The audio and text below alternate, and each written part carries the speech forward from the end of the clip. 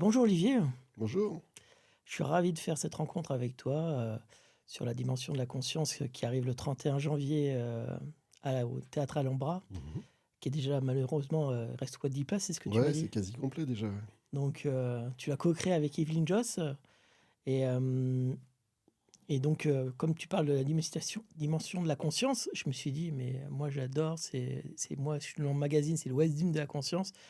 Je serais ravi de faire cette interview et de rencontres de plus en plus. Qu'est-ce qui t'anime sur la conscience? Qui es-tu, Olivier? Parce que tu es président de l'association d'hypnose thérapeutique. Et donc, bon, voilà, je te laisse te présenter un peu pour les auditeurs qui ne te connaissent pas encore. Ouais, d'abord, c'est un plaisir de partager effectivement cette rencontre. Donc, moi, Olivier, je suis psychologue clinicien et j'ai fait mes études de psycho il y a une trentaine d'années.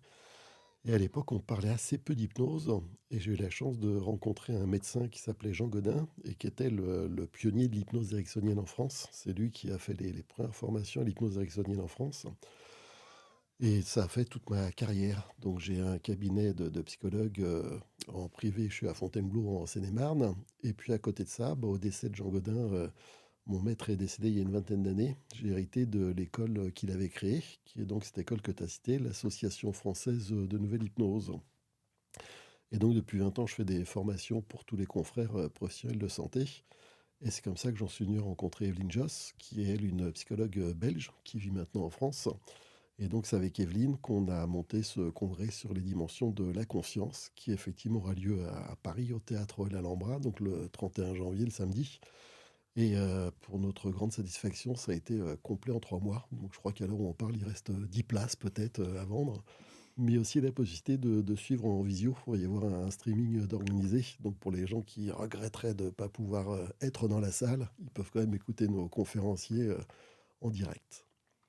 Et qu'est-ce qui vous a poussé à véritablement à créer cet événement-là avec Evelyne? Alors, à l'origine, c'est plus une initiative d'Evelyne Joss. Evelyne, elle est spécialisée sur le trauma. Et puis à partir de là, elle a eu à travailler aussi sur le deuil. Et au début, elle s'est posé des questions sur la survie de la conscience après la mort. Et Evelyne a développé plusieurs formations. Donc, dans mon école, on forme les gens qui partent de zéro. Et puis après, une fois qu'ils sont formés à l'hypnose, on leur propose plein de spécialisations. Alors, par exemple, hypnose et douleur, hypnose et tabac, hypnose et phobie. Evelyne Joss, elle s'occupe de ce qui est hypnose et trauma et hypnose et deuil. Et dans le deuil, elle a une particularité, c'est qu'elle propose par l'hypnose que les gens puissent discuter avec leurs défunts. Et du coup, ça amène des questions, mais est-ce que c'est juste une métaphore? Est-ce qu'on se raconte qu'on va pouvoir rencontrer, je sais pas quoi, sa grand-mère décédée ou quelque chose comme ça? Ou est-ce que vraiment la grand-mère a possibilité d'échanger avec nous? Mais du coup, ça veut dire quoi? Que la conscience, justement, elle survit à la matière, elle survit au décès. Et donc, ça pose des questions scientifiques et philosophiques passionnantes. Et à partir de là, Evelyne a commencé à organiser en Belgique, d'abord, à l'université de Liège, des congrès. Il y a déjà eu 4 éditions belges où elle a fait venir tout un tas de scientifiques et d'auteurs différents pour justement tenter de répondre à cette question. Est-ce qu'il existe vraiment quelque chose après la mort ou est-ce que c'est des histoires qu'on se raconte? Donc tout un tas de gens qui sont venus témoigner sur les EMI, les expériences de mort imminente, etc., etc. Des médecins réanimateurs qui aussi venaient apporter leur expérience.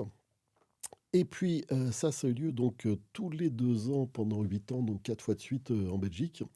Et puis ensuite, pour différentes raisons, ça s'est terminé en Belgique. Et moi, je trouvais ça dommage que cette aventure s'arrête parce que je la trouve assez passionnante. Et donc, j'ai proposé à Evelyne qu'on la relance. Et puis, du coup, on la relance en France. Et donc, là, l'édition du 31 janvier, ça va être la première édition française. Et devant le succès, on a déjà prévu une prochaine date dans 2 ans qui, elle, se fera sur 2 jours. On va redéployer davantage, remonter en puissance. Bah, c'est déjà ça. C'est bien de l'avoir déjà, qu'on savoir Ouais, qu'il y en ouais, a tout à encore fait, dans deux ouais. ans. Hein. C'est un scoop presque. Ah oui, c'est un scoop là, on a encore informé personne de la date, de quoi que ce soit. Ouais. Donc là, tu as la primeur. Ah, c'est ça. Et juste avant, qui, le 31, il y a quoi, il y a qui comme invité au final? Qu'est-ce que vous avez, qu'est-ce qui vient en fait en tant que conférencier? Qui est-ce qui vient comme conférencier? Alors d'abord, on a un parrain depuis le départ qui est Stéphane Alix. Et Stéphane qui vient de sortir un bouquin assez récemment, donc il en a fait plusieurs des livres, bien sûr, Stéphane. Et là, son dernier livre, où il mène une enquête dans le monde des médiums. Et donc, c'est à la fois notre parrain depuis le départ. Il a assisté à toutes les éditions en Belgique. Et puis, nous reste fidèle là, pour les éditions françaises maintenant. Et donc, il sera un des conférenciers. Et je commence par lui, mais ce sera en fait le dernier conférencier de la journée. Stéphane a une compagne qui s'appelle Sabrina Jecker et qui, elle, travaille sur le yoga nidra en particulier. Et elle a passé une dizaine d'années en Inde, à travailler vraiment au plus près des fondateurs de ce yoga. Et donc, Sabrina va aussi faire partie des conférenciers. Et elle va, elle, proposer une expérience, à la fois une partie conférence et puis une partie expérience sur ce yoga.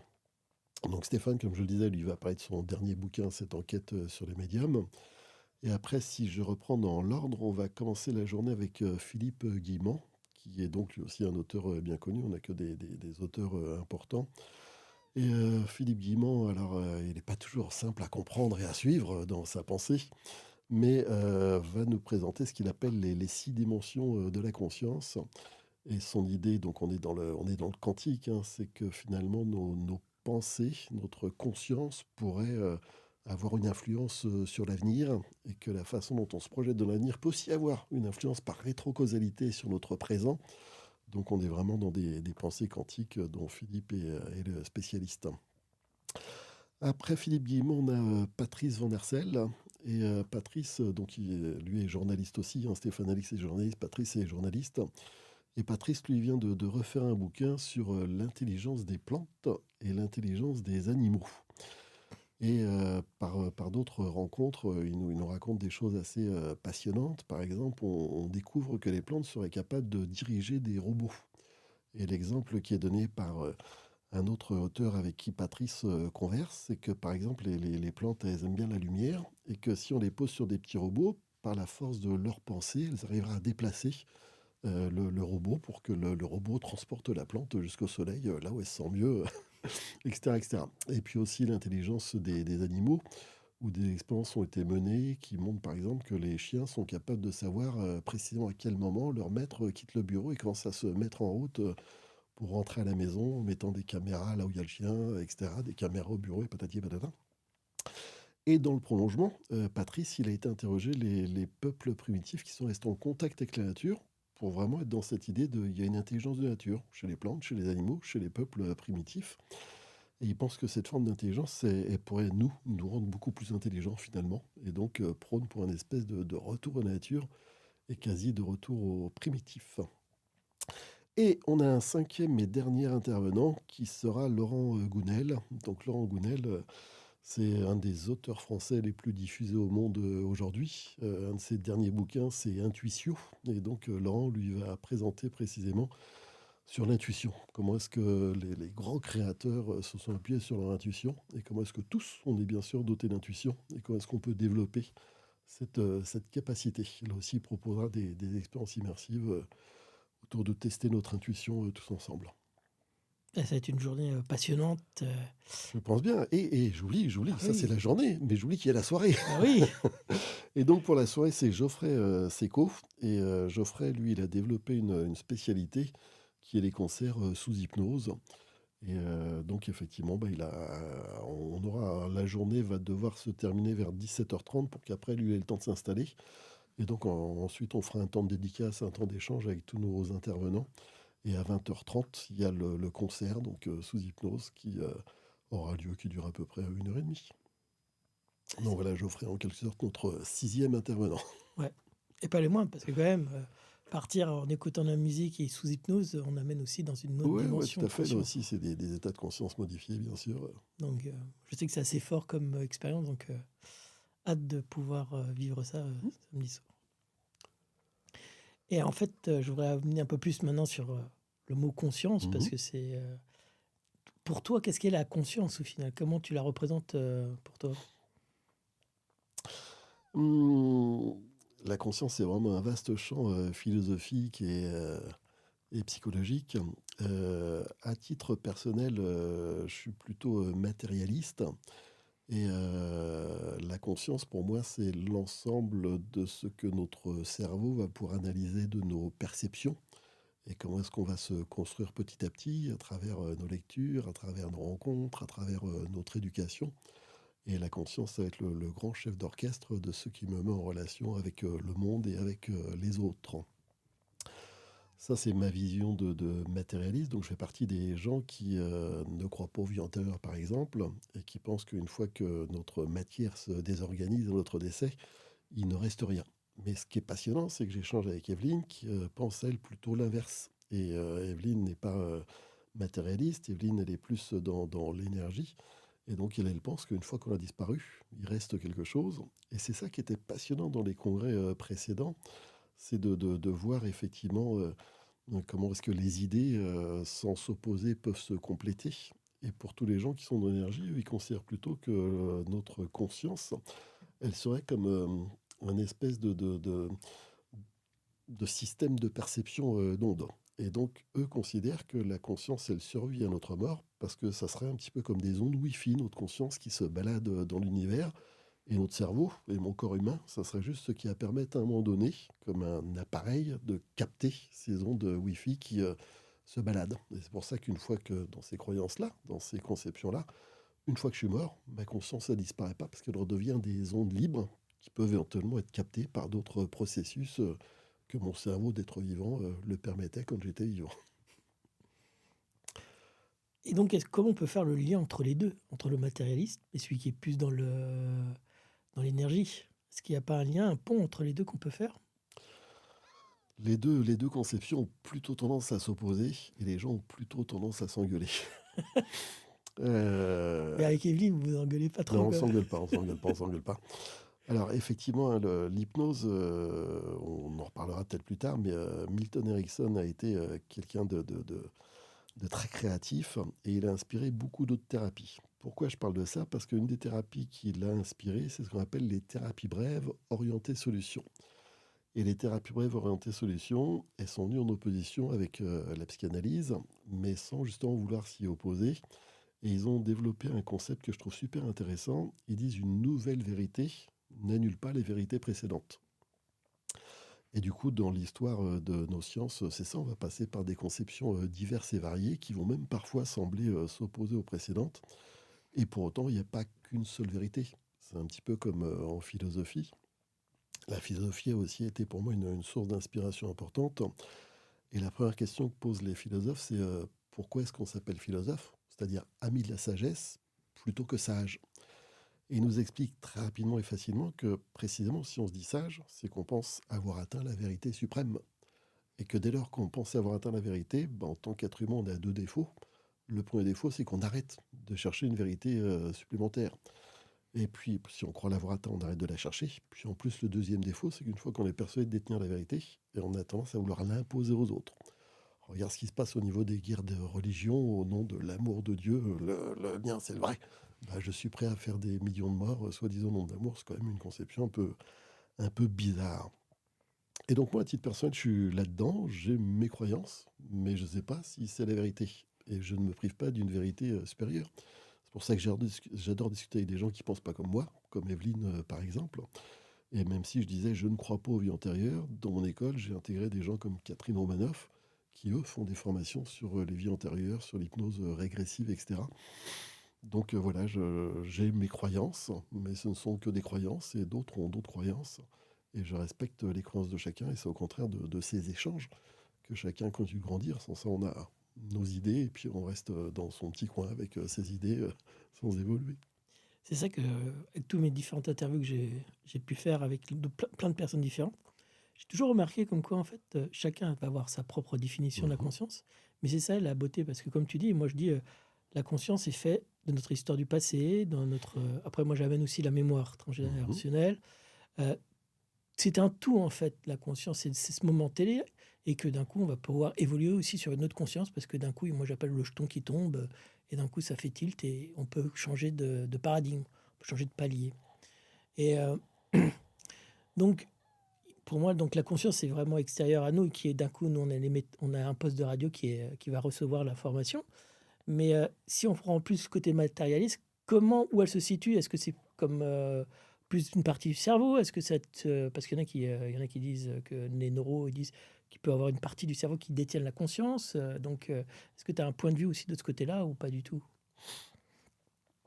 J'ai tendance à penser que le cerveau est un petit peu le chef d'orchestre de notre corps et de plein de choses, mais que cette intelligence, elle n'est pas réduite à cet organe de quelques kilos ici, là, et qu'elle est aussi dans tout notre corps. On sait par exemple qu'il y a aussi des neurones au niveau de l'intestin, et que l'intestin, c'est quasi une forme de second cerveau.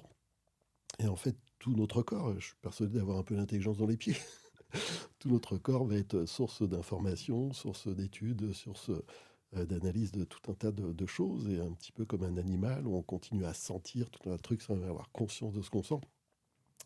Et c'est aussi là que ça ramène à nouveau cette idée d'hypnose, parce que Erickson a développé cette notion d'intelligence inconsciente. Alors c'est déjà compliqué de savoir ce que c'est la conscience, mais si après on s'intéresse à l'inconscient, bah là c'est encore une dimension plus mystérieuse et plus invisible. Et Erickson a vraiment apporté ça, cette idée qu'il y a une seconde forme d'intelligence qui serait notre inconscient. J'avais rencontré une patiente qui était enseignante et qui disait l'intelligence, c'est une grande maison avec plein de portes d'entrée différentes. Et le problème de l'école, c'est qu'elle s'intéresse à une seule forme d'intelligence. Par exemple, l'intelligence intuitive, dans l'école en France, elle n'est pas très bien vue parce que j'ai la réponse, mais je ne sais pas pourquoi c'est ça la bonne réponse. Ouais, mais si tu n'as pas le raisonnement, ça ne vaut rien du tout, etc., etc. Et je pense que c'est ça qui est intéressant, c'est de voir qu'il existe mille formes d'intelligence, mille formes de conscience. Bien sûr, mon cerveau s'en a une, mon ventre s'en a une autre, mon corps en a encore une autre. Mais alors, du coup, est-ce qu'il en existe encore d'autres qui me dépasseraient, qui seraient comme ça autour de moi, à l'image de ces ondes Wi-Fi, qui est la métaphore utilisée par beaucoup. Et comme tu es un spécialiste de l'hypnose, est-ce que tu as un peu parlé de la conscience et l'hypnose? Est-ce que on peut plus développer sur comment l'hypnose peut apporter de la conscience à certaines situations dans leur vie Je pense que c'est intéressant si on prend quelques rapides minutes pour faire un détour vraiment par Erickson pour poser les choses. Erickson, donc, est un psychiatre américain, c'est un homme du XXe siècle, et lui-même a eu beaucoup de difficultés, de soucis personnels. Entre autres, à l'âge de 17 ans, il a fait une attaque de polio qui l'a laissé complètement paralysé. Et il a réussi à apprendre à marcher tout seul. Ça se passait en 1918, cette histoire. Il n'y avait pas la rééducation comme il y a aujourd'hui, etc. La médecine n'était pas ce qu'elle est aujourd'hui. Et donc Erickson a retrouvé l'usage de la marche tout seul. Et à partir de là, il s'est posé 1000 questions sur le fonctionnement du corps, le fonctionnement du cerveau, etc., etc. Et Erickson a ensuite fait des études de médecine. Et pendant ces études de médecine, il a découvert l'hypnose. Et lui, il a été passionné par l'hypnose parce qu'il pense que, sans le savoir, comme M. Jourdain qui faisait de la prose sans le savoir, il a fait de l'auto-hypnose sans savoir qu'il faisait de l'auto-hypnose. Et donc, Erickson s'est intéressé à cette question-là toute sa vie. Et puis, il a bossé pendant 60 ans sur la question de l'hypnose. Si je résume sa pensée, son idée, c'est que on a un inconscient qui peut être un véritable allié et une véritable ressource. Il donne 3 métaphores pour illustrer comment notre inconscient peut être quelque chose de positif. Première idée, on dit que la nuit porte conseil. Ben, si je trouve des solutions pendant mon sommeil, justement je dors, ça veut dire que c'est mon inconscient qui bosse. Quand on était gamin, on nous disait relis tes cours avant de te coucher, ça travaille pendant la nuit. Mais ça, qu'est-ce qui travaille pendant la nuit? Même chose, mon inconscient. Donc la première métaphore, c'est mon inconscient peut trouver des solutions pour moi. Deuxième idée de cet inconscient positif, il est capable d'agir sur mon corps. Là, je vais prendre l'exemple de la douleur. Si j'allume un briquet puis qu'on regarde combien de temps on garde la main au-dessus du briquet, pas très longtemps, ça fait mal. Mais par contre, s'il y a un incendie dans l'immeuble et que pour sauver notre vie, il faut traverser tout le couloir en flammes, bah là, on va courir, on va traverser l'enfer et sans se poser de questions. On sait tous que c'est possible, on sait tous que ça existe, mais on ne sait pas comment on fait. Et quand on a mal au crâne ou qu'on arrive chez le dentiste, on n'arrive pas à volonté à oublier la douleur. Parce que précisément, ce n'est pas la volonté, c'est l'inconscient qui a ces capacités. Et puis même des choses moins extraordinaires que la douleur, comme par exemple simplement trouver le sommeil. Je m'endors, mais précisément, qu'est-ce que je fais pour m'endormir? Et m'apostrophe, je me fais quelque chose à moi-même. Là encore, je ne sais pas, parce que si à 3 heures du matin, j'ai une insomnie et que je me dis je veux dormir, bah, ce n'est pas la volonté qui va m'aider à trouver le sommeil. Mon inconscient trouve des solutions pour moi, mon inconscient est capable d'agir sur mon corps. Et puis la troisième bonne nouvelle de cet inconscient, c'est qu'il participe à tous nos apprentissages. On dit le vélo, ça s'oublie jamais parce que c'est inconscient. Mais je peux dire la même chose de la lecture, de l'écriture, d'avoir appris à marcher, d'avoir appris à conduire une voiture, etc. Tout devient automatique à un moment donné. Alors je m'entraîne à lire, je m'entraîne à conduire, mais bon, ça devient des automatismes. Bah, des automatismes, ça veut dire que c'est devenu quasi inconscient. Et en bagnole, on voit bien, des fois j'arrive là, oh là, je suis déjà arrivé, je n'ai pas fait gaffe à la route, et pourtant, visiblement, j'ai pris le bon chemin, etc., etc., etc. Mon inconscient trouve des solutions pour moi, mon inconscient est capable d'agir sur mon corps, et mon inconscient prend en charge mes apprentissages. Dans ce sens-là, l'inconscient, c'est considéré comme un lieu de ressources et d'apprentissage utile. Et du coup, ça a rénové tout le champ de la thérapie. Parce qu'avant, avec Freud, on était surtout en train de se poser la question, pourquoi j'ai des problèmes? D'où vient mon mal-être? Et il faut que je trouve les causes de ce mal-être. Avec Erickson, au lieu de se poser la question, pourquoi j'ai mal et d'où viennent les problèmes, on se pose la question, comment les solutions? Comment les ressources? Comment les capacités? Et c'est dans ce sens-là que mon inconscient devient une seconde forme d'intelligence. Et en France, ça a mis un petit peu de temps à s'installer parce qu'on est beaucoup dans le cartésien. Et cartésien, c'est Descartes. Et c'est vraiment cette idée que la volonté fait tout. Nous, on nous a élevés dans quand on veut, on peut. Celui qui veut le plus, c'est celui qui réussira le plus, etc., etc., etc. Et cette idée d'inconscient et de lâcher prise, elle n'est pas tellement développée à l'école et dans notre éducation. Donc c'est vraiment une espèce de révolution qu'Erickson à apporter avec cet inconscient considéré comme une forme d'intelligence. Parce que si je dis à quelqu'un, mais t'es complètement inconscient, a priori, je ne fais pas un compliment, alors que cet inconscient, ça peut vraiment, vraiment être une force supplémentaire. Donc il y a l'intelligence consciente, qu'on a beaucoup entraînée à l'école, et puis une autre forme d'intelligence inconsciente, et ça, c'est vraiment l'hypnose qui nous l'apprendrait. Donc c'est de l'alpha. C'est quand on part en alpha. Ouais, ouais, ouais. Alors après, effectivement, l'hypnose, elle n'est pas si simple à saisir parce qu'en fait, les longueurs d'onde qu'on va avoir, ça va dépendre aussi du rêve hypnotique dans lequel on est. Si j'ai besoin de me détendre et que pour me détendre, je me raconte que je suis à la plage, au soleil, en train de m'endormir sur le sable chaud de la plage, je vais avoir des ondes dans mon cerveau toutes détendues. Mais si au contraire j'ai besoin de reprendre confiance en moi parce que j'ai vécu des épreuves, et puis que je me rappelle que quand j'étais gamin, je suis devenu champion de karaté universitaire et que je revis le combat de karaté qui a fait de moi le champion universitaire ou je ne sais quoi, bah là je vais certainement pas être dans des ondes de détente. Et ce qu'on appelle la signature neurologique de l'hypnose, elle n'est pas encore identifiée. Jean Godin, il avait une jolie formule, il disait par rapport à l'hypnose, notre savoir-faire dépasse notre savoir. On sait faire des choses pour aider les gens, mais comment ça marche exactement dans le cerveau, c'est quel type de longueur d'onde, etc. C'est quelle zone du cerveau qui travaille. Ça, même avec tous les progrès de l'imagerie cérébrale, aujourd'hui, c'est pas encore bien bien clair. Parce qu'au final, on doit aller vraiment se détendre au maximum pour aller chercher dans l'inconscient et pour pouvoir accéder à cet inconscient-là. Ça se fait pas en claquement du doigt. Non, ça se fait pas en un claquement de doigts, mais ça peut se faire assez rapidement. Et puis, c'est pas toujours de la relaxation. Par exemple, on peut faire les sportifs de haut niveau font une forme d'auto-hypnose aussi. Et on peut faire de l'hypnose en faisant du vélo d'appartement, par exemple, pourquoi pas. Et ça dépend vraiment des ressources qu'on va avoir besoin d'aller chercher. Et justement, ça fait partie des choses que j'enseigne. La relaxation, c'est très bien, mais il ne faut pas confondre hypnose et relaxation. Et l'hypnose peut être quelque chose de très différent de la relaxation. Quand on travaille par exemple sur du trauma, on montre pendant les formations, on montre des vidéos avec des patients. Et je songe à une de mes patientes qui a été violée par son père et qui en donné va spontanément revivre ce viol. Bah, il est évident qu'elle n'est pas du tout détendue quand elle revit ce viol et que ça serait un petit peu crétin de ma part de lui dire détends-toi, ouvre tes chakras, etc., etc., au moment où elle revit ça. Donc la relaxation, c'est pas toujours la réponse adaptée. C'est très bien la relaxation, mais c'est pas toujours la réponse adaptée et c'est pas toujours du coup la porte d'entrée qu'on va utiliser pour l'hypnose. D'accord, donc il y a plein de portes d'entrée différentes. Plein de portes d'entrée différentes. L'hypnose, des fois, peut ressembler à de la relaxation, pardon, à de la respiration holotropique. La Mhm. respiration holotropique, on part au Ah ouais. contraire dans des agitations physiques et mentales assez importantes. Et donc on peut retrouver, grâce à l'hypnose, une sorte de bien-être et de conscience, donc de retrouver, de retravailler sur des problématiques pour se soulager, pas pour soulager, mais pour aller harmoniser, moi j'aime bien le mot, harmoniser ses mémoires passées au final.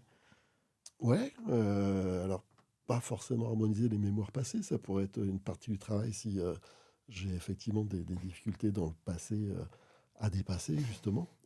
Mais ça peut être aussi travailler avec le ici et maintenant. On parle de méditation, d'acceptation du moment présent, de pleine conscience, etc., etc. Et des fois, l'hypnose elle peut aussi prendre ces dimensions-là. Et puis un petit peu dans les pensées de Philippe Guillemant, l'hypnose, elle peut aussi être une projection dans l'avenir, une façon de préparer mon avenir différemment, de voir une nouvelle version de moi-même, et du coup de mieux réussir à changer mon logiciel interne. C'est marrant parce que je faisais en même temps ce C'est bien, rapprochement-là. ouais. Quand tu as parlé de Philippe Guimont, dans ma tête, j'étais déjà dans le Philippe Guimont pour te Mhm. poser la question. Donc l'hypnose, on peut aller chercher vraiment le futur, le ramener dans le présent et pour changer son futur en fait.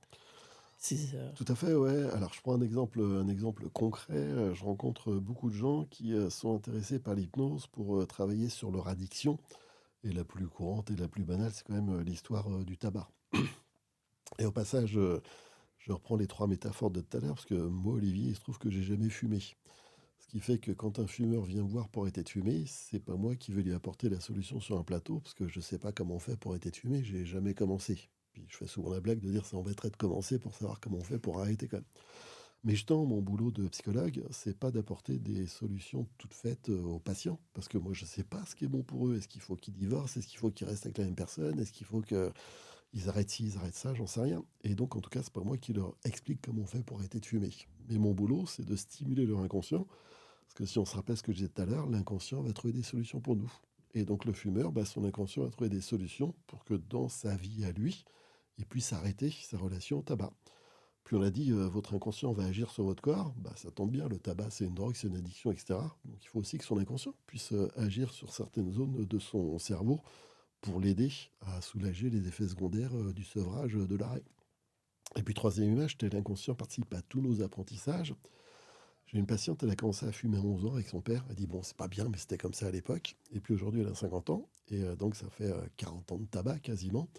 Et elle dit en 40 ans, je n'ai pas passé une seule journée de ma vie sans fumer. Même le jour de mon accouchement, j'ai fumé. Je tombe dans les pommes, mais j'ai fumé.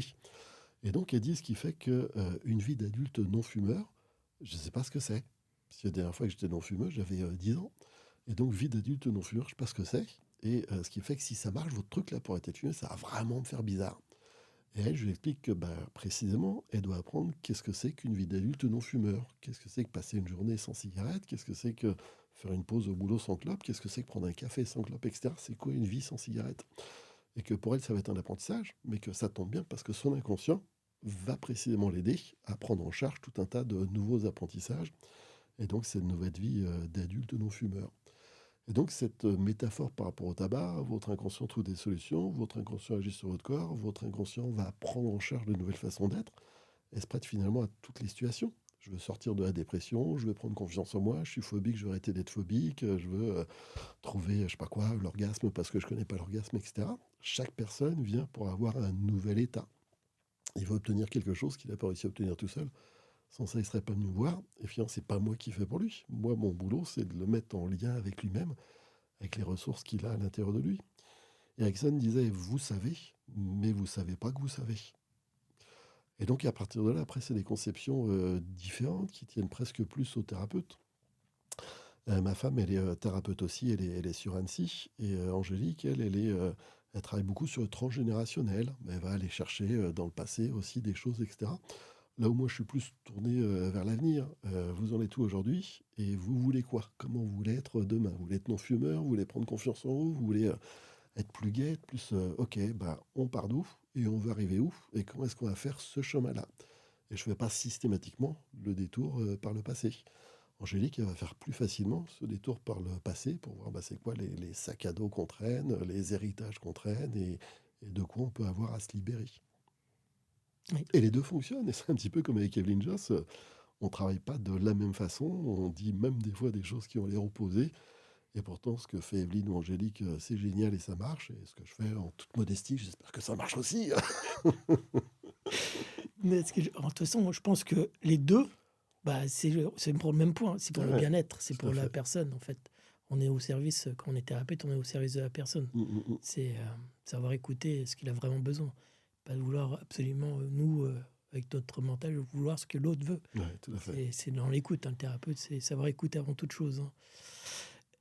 Mais je pense que ça revient il y a vraiment une similitude, en fait, hein, d'aller chercher, d'aller voir le futur, de me dire où on veut aller, Mhm. parce qu'au final, on va aussi lâcher dans l'inconscient le passé. Parce que si on ne lâche pas le passé, on sera toujours dans le même point. Ouais. Donc, en fait, c'est deux systèmes, mais qui reviennent au même. Mhm. Donc, parce que j'aime moi les deux, en fait. J'aime bien travailler avec les deux. Ouais. Donc, c'est ça qui est vraiment agréable dans cette prise de conscience que c'est un grand tout qui nous entoure, en fait. C'est l'inconscient. Est-ce qu'il y a une part aussi d'intuition dans l'inconscient? Est-ce il y a quelque chose qui... parce que Freud ne dirait pas ça, mais... lui, Freud, c'était pas du tout ça, mais quand même, pour moi, il y a une partie de l'intuition qui arrive dans cet inconscient-là, parce que c'est c'est une réception aussi subtile. Mhm. Ouais, je vois les choses de la même manière que toi, je pense. C'est-à-dire que pour moi, les intuitions, c'est une bonne idée qui vient de l'inconscient. Je disais tout à l'heure, l'inconscient trouve des solutions pour nous, comme lorsque la nuit porte conseil.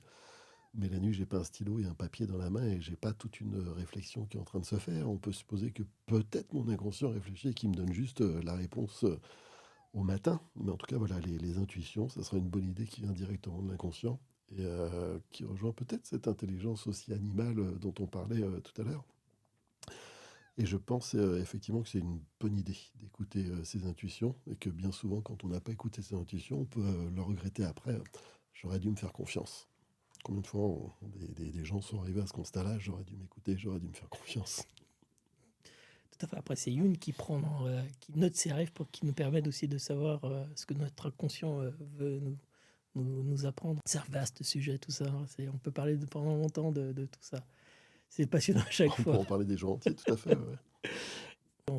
L'intelligence, c'est pas l'intelligence mentale, hein, c'est l'intelligence supérieure où d'un coup il y a une information qui nous vient ou de l'intuition ou de l'inconscient, quelque chose qu'on capte cette information-là. Mhm. Et en fait, quand on a l'information sur une problématique ou sur quelque chose qu'on veut créer, etc., avant toute chose, je pense qu'il faut se poser, mettre de la créativité. Comment on va pouvoir amener cette chose d'immatériel dans la matière? C'est quelque chose encore qui est un concept dans notre mental, c'est une image. Et d'un coup, on doit créer. Et après, on met de la volonté d'agir. Et est-ce que tu crois que ces trois procédés c'est quelque chose qui te parle aussi ou tu vois une autre vision de ce procédé? Je ne sais pas si ça correspond réellement à ta question, mais ce à quoi ça me fait associer en t'écoutant, c'est par exemple à une technique, là encore, qu'on emprunte à thérapie brève orientée solution, qui s'appelle la question miracle. Et quoi que tu veuilles pour toi, imaginons que les miracles existent et que cette nuit, un miracle a lieu. Et que ce miracle fasse que demain, ton problème est réglé ou que ce que tu voulais créer, bah, ça y est, c'est existant. Demain matin, à quoi tu vas te rendre compte? Comment ta vie va être différente? Comment tu vas te sentir différent? Comment les gens autour de toi vont voir que le problème est réglé, que le problème a disparu? C'est un animal, comment ton animal va se rendre compte que tu es devenu différent, etc., etc. L'idée qui est derrière, c'est que plus tu fais exister une solution avec précision, plus tu commences précisément à la faire exister. Et que tant que tu dis juste, oh, bah, moi ce que je veux, c'est aller bien. Ouais, mais aller bien, c'est quoi? C'est comment concrètement? Bah, c'est quand tu vas bien, quoi. Bah non, mais là, c'est abstrait. J'ai besoin que tu sois plus précis. Par exemple, il peut m'arriver de dire à mes patients, vous allez me décrire un film. Au début du film, vous mettez des images pour montrer que vous n'allez pas bien. Donc ça, c'est facile. Je pleure, je sais pas quoi, etc., etc. Et puis, pendant le film, un miracle a lieu qui fait que tout est réglé. Et quelle image vous allez mettre sur l'écran de cinéma pour que les 300 spectateurs puissent comprendre que ça y est, la personne que vous êtes, elle va super bien, qu'elle a réglé tous ses problèmes, etc. Est-ce qu'on montre quelqu'un qui est capable d'aller au boulot en sifflant? Est-ce qu'on montre quelqu'un qui a repris le sport et qui perd 20 kilos? Est-ce qu'on montre quelqu'un qui est capable de rencontrer, d'aimer, de je ne sais quoi? C'est quoi pour vous aller bien? Mais montrez-le-moi en image comme si c'était un gamin de 8 ans qui comprend rien à rien. Et plus on est capable de conceptualiser cette nouvelle version de soi-même, plus on la fait exister. C'est ce que je crois comprendre des concepts, des derniers concepts de Philippe Guimand, hein, la façon dont j'arrive à me projeter, dont ma conscience arrive à projeter quelque chose aujourd'hui, va influencer sur mes capacités, mes possibilités, mais aussi sur la matière autour de moi. Ça rejoint quelque part tout ce courant de la pensée créatrice, de la pensée positive. Certains vont jusqu'à dire que si vraiment je me raconte que je vais avoir une place de parking qui m'attend, alors en plein milieu de Paris, je vais trouver une place de parking libre pour me garer. Ça, c'est véridique. C'est plus facile en moto, tu me diras, hein. Ouais, ça, moi qui est en voiture, ça marche tout le temps, hein. Ouais. Donc, Et donc, ça rejoint un petit peu le débat sur les matérialistes ou les pas matérialistes. Est-ce que la force de ta pensée peut faire qu'il y a une place de parking qui va se libérer juste pour toi?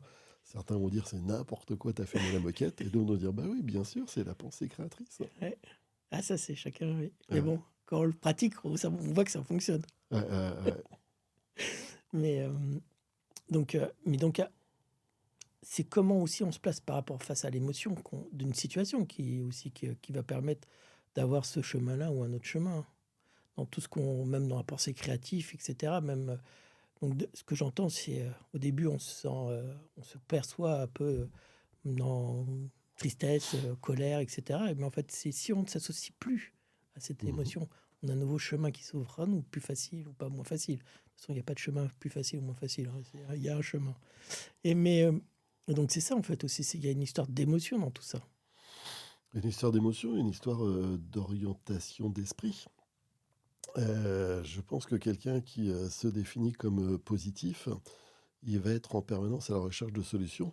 Et quand tu es en recherche de solutions, bah, certainement, tu en vois plus facilement que quand tu penses que de toute façon, il n'y a pas de solution, que tout est foutu et que tu marches en regardant tes pieds. Tu vas passer à côté de tout un tas d'opportunités.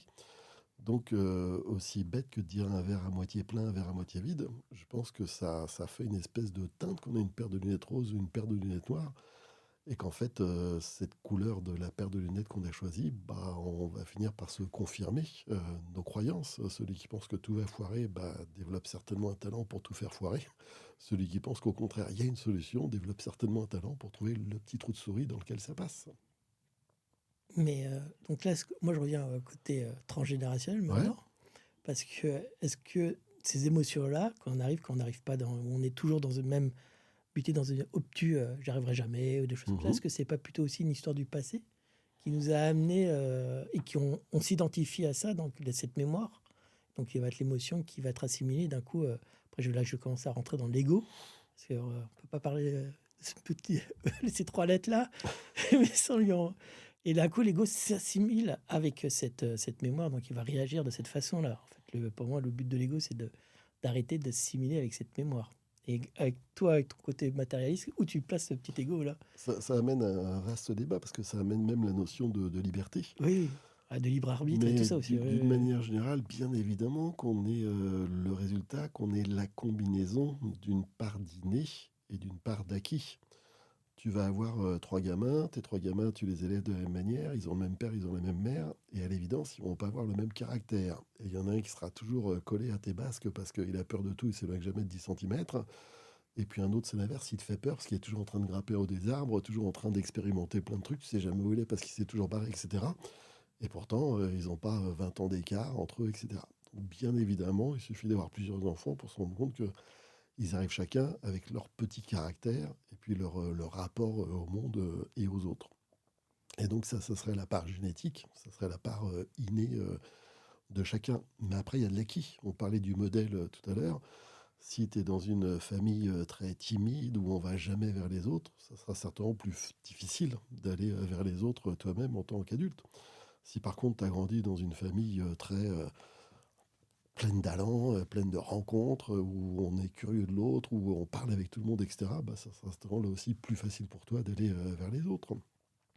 Et le rapport à l'alcool, et le rapport à la cigarette, et le rapport à plein de choses, bah, si tu as des parents qui ont passé leur vie à picoler et à fumer, peut-être que justement tu feras surtout pas la même chose qu'eux et que tu feras tout l'inverse, ou qu'au contraire tu vas reproduire le modèle. Mais donc bien évidemment que ce qu'on a vécu dans notre famille va influencer qui on est en tant qu'adulte plus tard.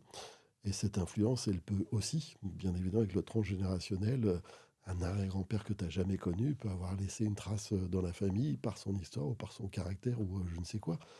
Mais cette limite, du coup, elle est où? Jusqu'où on est, c'est Anne Ancelin Schlumberger, hein, oui. aïe mes aïeux. Tout à fait. Jusqu'où est-ce qu'on est marqué par les générations précédentes et combien de générations? Est-ce que ça remonte jusqu'à Napoléon ou jusqu'à l'homme préhistorique? Mm. Mais donc oui, dans qui je suis, dans ce que je crois, avoir conscience de qui je suis, quelle est la part qui m'appartient pleinement, quelle est la part qui vient de mes parents, de mes grands-parents, du pays même où je suis né. Tout à Je fait. suis pas le même Olivier parce que je suis né en France que si j'étais né en Afghanistan ou je ne sais quoi. Et puis je suis pas le même Olivier si je suis né en France en 1620 ou si je suis né en France en 1900 et quelques. Si on prend la conscience, comme quoi il est dans un vaste qui appartient au temps, en fait. Il n'a pas de notion de temps, en fait. Donc, Olivier peut exister, ou François-Xavier peut exister dans le passé préhistorique jusqu'à Mhm, maintenant, en fait, parce mhm. qu'on détient tout ça dans notre cellule, dans nos mémoires, au final. Euh, Parce que la cellule, ça fait partie aussi de la mémoire. C'est tous les mêmes cellules, au final. De la plante, de l'animal, en fait, on représente exactement la même chose. et on vient tous du même endroit. Ouais. C'est pour ça que je pense qu'il ne faut pas tant chercher à opposer les croyances et les certitudes de chacun, parce que tout est un peu vrai. Et effectivement, les gens qui sont transgénérationnels, forcément, ils ont raison quelque part, parce que j'arrive pas de nulle part, et il y a une histoire, un passé qui me précède et qui laisse forcément des traces. Et puis moi qui regarde plutôt devant, qui regarde plutôt dans l'avenir, c'est vraiment des réalités qui se complètent. Et si on pouvait prendre le meilleur de chacun, c'est un petit peu comme, voilà, sur la planète, il y a plein de pays différents, avec plein de cultures différentes et plein de gens qui vivent différemment. Et pourquoi toujours se faire la guerre pour vouloir imposer sa façon de vivre? Je pense que si on pouvait prendre le meilleur de chaque culture, de chaque pays et même de chaque cuisine, Ça aussi. et justement, la vie serait meilleure pour tout le monde au lieu de se faire la guerre. Tu parlais d'amour tout à l'heure dans une discussion préalable. Ça rejoint un bouquin que j'adore, c'est Miguel Ruiz, Les Ouais. 4 accords Toltec, Mm. où Miguel Ruiz il dit que notre vie elle est très souvent contrôlée par la peur, avec l'éducation, la peur de la mauvaise note, la peur de décevoir papa, maman, etc. La peur de ne pas être la bonne personne. Et lui, il propose 4 accords qui dit être fondés sur l'amour plutôt que sur la peur. Et ça, je pense que c'est un thème où effectivement on pourrait tous se rejoindre si on arrivait à faire en sorte que ce soit l'amour qui guide la planète plutôt que la peur. Regarde, allez, sans entrer dans des considérations politiques, mais Trump aujourd'hui qui veut tenter de garder tous les intérêts possibles pour les Américains, quitte à racheter le Groenland et des trucs comme ça. C'est la peur du manque, c'est voilà, il faut que je bouffe pour pas être bouffé, etc. Je suis pas sûr que ça nous construise un monde meilleur. C'est ce genre d'idée où c'est la peur et la loi du plus fort qui dirige les Ouais. choses. Imposé à l'autre. Au lieu Imposer à de. l'autre, toujours, oui. Toujours. Hein. Dans tous, jusqu'à maintenant, c'est toujours ça. Hein. Hum, On hum, hum, pense hum. qu'on est meilleur que l'autre. Au lieu de, comme tu dis, hein, de se retourner autour d'une table et dire bah, tu mets ça au milieu, moi je mets ça, et puis on Ouais. forme quelque chose d'harmonique et de quelque chose où il y a vraiment de la bienveillance et de la gratitude pour tout le monde, en Hum, final. hum, Hein. hum, hum. Et de toute façon, la Terre, moi je dis souvent, la nature n'a pas besoin de nous pour vivre. Donc s'il veut vraiment, Elle vivait peut-être même mieux sans nous. ça, sûrement aussi. Mais bon, c'est un tout. Encore une fois, on revient dans l'histoire de tout. Et est-ce que tu as quelque chose à dire aux auditeurs ou un message ou un exercice ou quelque chose comme ça pour ceux qui nous écoutent?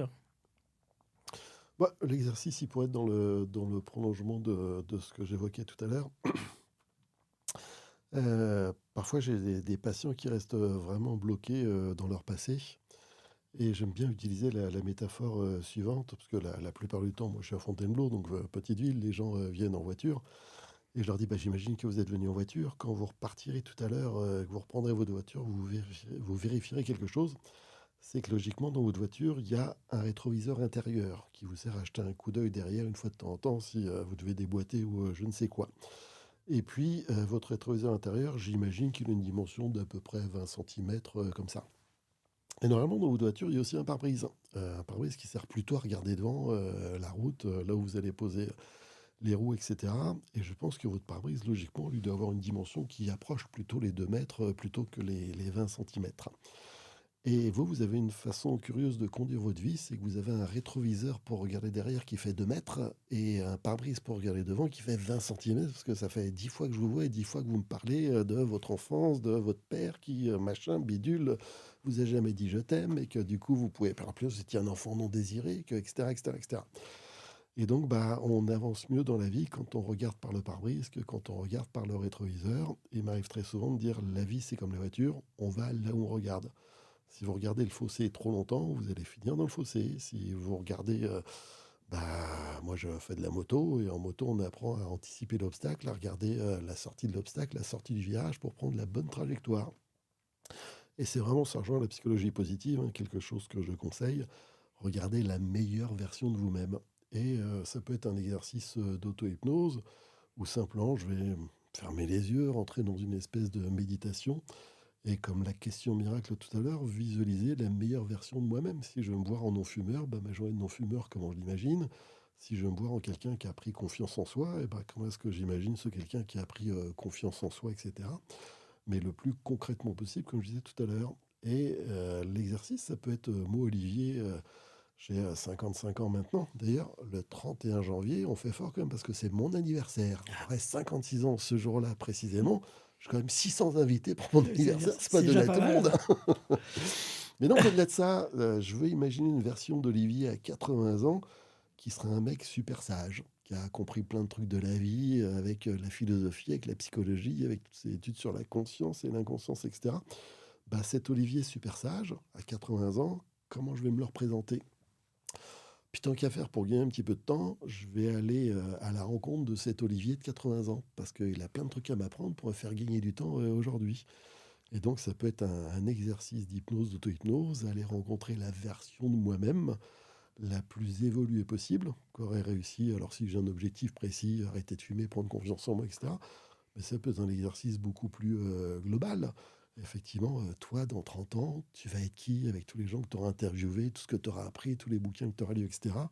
Et va rencontrer la version de toi-même en 2000, dans 30 ans, ça nous amène en 55, si je dis pas de bêtises. Allez, en François-Xavier 2055. Et discute avec François-Xavier Ouais. 2055, il a des trucs à t'apprendre pour te faire gagner du temps aujourd'hui.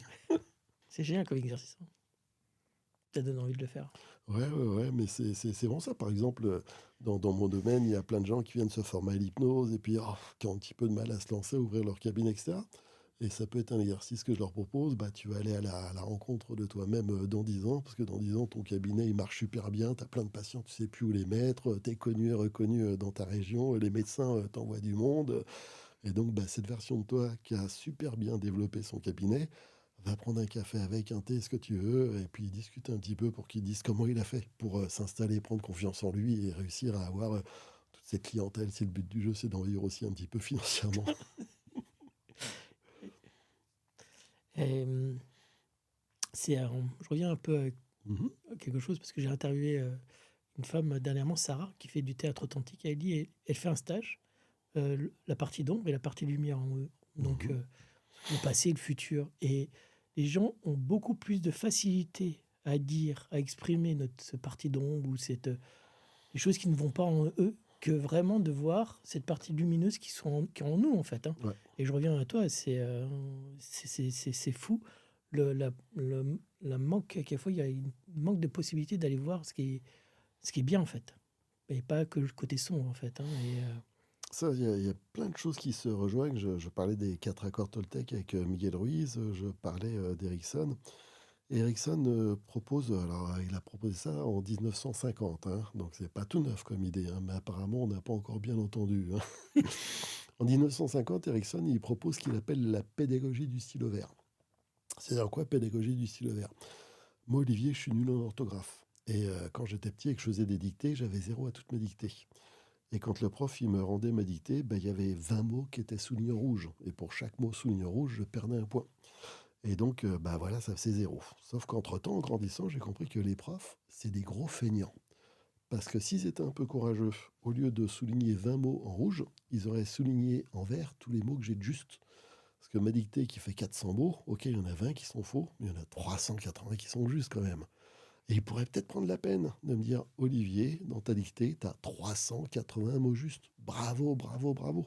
Parce qu'un garçon comme toi qui est capable d'avoir 380 mots justes, c'est sûr que demain, il peut en avoir 385 de justes. Ça fait pas grand-chose de plus, 5 mots en plus. Et par exemple, tu as oublié tous les pluriels. Si tu as mis des S à escalier, etc., si tu as mis les pluriels, tu aurais eu tes 5 mots justes en plus. Est-ce que je peux te faire confiance pour qu'à la prochaine dictée, tu fasses davantage attention à cette règle singulier, pluriel, etc. Je suis sûr que tu arriveras à 385 mots justes très rapidement. Bon, puis la dictée d'après, on s'occupera des verbes à conjuguer, etc. Mais je suis sûr qu'en 10 dictées, tu arrives à avoir 390 mots justes. Et là, je te mets une note et tu auras déjà la moyenne. C'est ça la pédagogie du stylo vert, c'est souligner tout ce qu'on fait de bien. Sauf qu'à l'école, depuis 70 ans qu'Ericsson a proposé ça, ils ont toujours pas entendu. Et qu'on continue à souligner les fautes, et du coup à donner aux gens de faire mal, de faire des erreurs, ce qui fait qu'au on n'ose même plus lever la main pour donner la réponse, mais on s'en sort pas si facilement, parce que quand j'ose plus lever la main, j'ai quand même un 0 en participation orale, le 0 me rattrape toujours. Et donc je pense que grosso modo, notre société, elle tourne là-dessus, sur souligner surtout le négatif. Moi j'ai plein de patients qui me disent « Ah, j'écoute plus les infos ». Ah, depuis le Covid et la guerre en Ukraine, j'écoute plus les infos parce que c'est trop anxiogène, ça fait trop peur. C'est sûr que si aux infos on parle d'un train, c'est qu'il est derrière, qu'il est super en retard, parce que tous les trains qui arrivent à l'heure, tout le monde s'en fout. Mais ça va plus loin que ça, parce que pendant un temps, on avait essayé de faire un journal de bonnes nouvelles. Sauf que le journal de bonnes nouvelles, personne ne le regardait. Parce que la seule chose qui intéresse les gens, c'est précisément ça y est, Brigitte Bardot elle est morte, ça y est, il y a eu telle catastrophe, ça y est, tel truc, etc., etc., etc., etc. Et donc, c'est une orientation globale au monde où on laisse la peur diriger le monde, comme on disait tout à l'heure, où on laisse le négatif diriger le monde. Et si, j'en reviens à cette idée, si on pouvait faire en sorte que l'amour et le positif dirigent le monde, je suis sûr qu'il y aurait moins de guerres sur la planète et moins de problèmes. Tout à fait. C'est Frankel qui, c'est Victor qui faisait pensée positive aussi. Qui est aussi un des auteurs passionnants, lui, après Passionnant, avoir oui. survécu au camp de concentration, etc. C'est vraiment tout son histoire est passionnante. son travail, passionnant, passionnant, passionnant. Mais donc, effectivement, ça rejoint toute cette notion de le positif attire le positif, le négatif attire le négatif. Sauf que toute notre éducation et notre planète est globalement dirigée par le négatif. Et faut s'en remonter les manches, parce que là, il y a un gros boulot pour réussir à passer du cercle vicieux au cercle vertueux. Tout à fait. Je n'ai pas la solution encore. Voilà pourquoi je fais ces petites vidéos. C'est un gros travail de conscience. C'est ces petites vidéos qui amènent un peu plus de positivité et de compréhension dans ce vaste sujet que la conscience. Parce que même tout, sur le tout, sur l'intuition, sur l'esprit. Parce que moi, je n'ai pas parlé de plein d'autres sujets, mais on s'est cantonné sur pas mal de choses déjà. Et la dernière question que je pose à tous mes invités, on en a beaucoup parlé de la conscience maintenant. Toi, Olivier, comment tu la vis, cette conscience, dans ta vie de tous les jours? Comment tu la mets en place? Comment tu prends conscience de certaines choses? Est-ce que, parce que moi, par exemple, je peux me refaire des situations. Tiens, j'aurais pu vivre comme ça, dans cette situation, pour pas reproduire, etc., pour amener plus de conscience dans chaque mot, chaque geste que je fais. Et pour toi, comment tu fais? Qu'est-ce que tu fais dans tout ça, dans ta vie de tous les jours? Concrètement, en fait. Concrètement, je parlais là du poids du négatif, et pour reprendre encore un exemple, imaginons qu'aujourd'hui, tu aies dit 10 choses intelligentes et puis une connerie. Ce soir, en t'endormant, il y a de fortes probabilités pour que tu songes à la connerie, mais comment j'ai pu dire ça? Pourquoi j'étais assez bête pour dire ça? Etc., etc., etc. Et à nouveau, c'est une façon de laisser le négatif diriger le monde. À partir de là, ce que je disais tout à l'heure, c'est comment est-ce qu'on peut faire pour que l'amour dirige le monde. Donc ça va peut-être sembler prétentieux, mais j'essaye de faire de mon mieux pour m'aimer moi-même. Et il paraît que tout commence par l'amour de soi, on parlait d'ego tout à l'heure. Mais finalement, quand j'arrive à m'aimer moi-même, c'est le sous-titre du bouquin de Miguel Ruiz, Les 4 accords Toltec, le sous-titre c'est La voie de la liberté personnelle. Parce qu'en fait, lui il part du postulat que la plupart des gens ne s'aiment pas suffisamment, et que comme ils ne s'aiment pas suffisamment, ils cherchent à acheter l'amour des autres, et qu'à partir de là, ils ne sont plus authentiques, et qu'ils vont dire des choses, par exemple, on commence à fumer pour être accepté par la bande. C'est-à-dire que je suis même capable de me faire du mal à moi-même pour être accepté par les autres. Quel dommage, mais c'est encore la peur du rejet qui est derrière tout ça. Et donc, j'apprends à m'aimer. Ça peut sembler super prétentieux, mais en fait, c'est pas du tout prétentieux. Parce que une fois que je m'aime, j'ai plus besoin de jouer des rôles pour être accepté par les autres. Je peux être authentique. Et si je suis authentique, je peux surtout faire en sorte que les gens autour de moi soient authentiques aussi. Donc je m'aime, mais du coup, j'apprends à mes enfants à s'aimer, j'apprends à mes patients à s'aimer, j'apprends à tous les gens que je rencontre à s'aimer. Parce que je pense que lorsque chacun est capable de se donner de l'amour à soi-même, alors il est aussi bien mieux capable de donner du véritable amour aux autres. Et que ça générera une espèce de champ d'amour, mais aussi de champ de conscience tout à fait différent, où précisément on n'a plus peur les uns des autres. Parce que moins j'ai confiance en moi, plus j'ai peur de l'autre, et plus je vais être dans des espèces de réflexes défensifs. Donc cette idée générale, c'est avoir conscience de, à nouveau, comment ce positif peut amener le positif, et du coup de chercher à être moi-même un agent de positif qui va faire en sorte que les autres puissent devenir agents de positif pour eux-mêmes et autour d'eux, etc. Plein de petites graines d'amour, comme les pissenlits sur lesquels on soufflait quand on était gamin, qu'on va envoyer à travers la planète. Et ton émission participe à être une de ces petites graines de pissenlit. Merci. Merci beaucoup, Olivier. Je t'en prie. C'était passionnant. Merci. Et j'aime beaucoup ta philosophie et ta façon de voir les choses qui amène, qui est aussi ma philosophie, qui amène aussi. Ça fait écho en moi, en fait. Donc, je suis ravi d'avoir fait cette découverte. Merci. Merci beaucoup. Merci beaucoup, Olivier.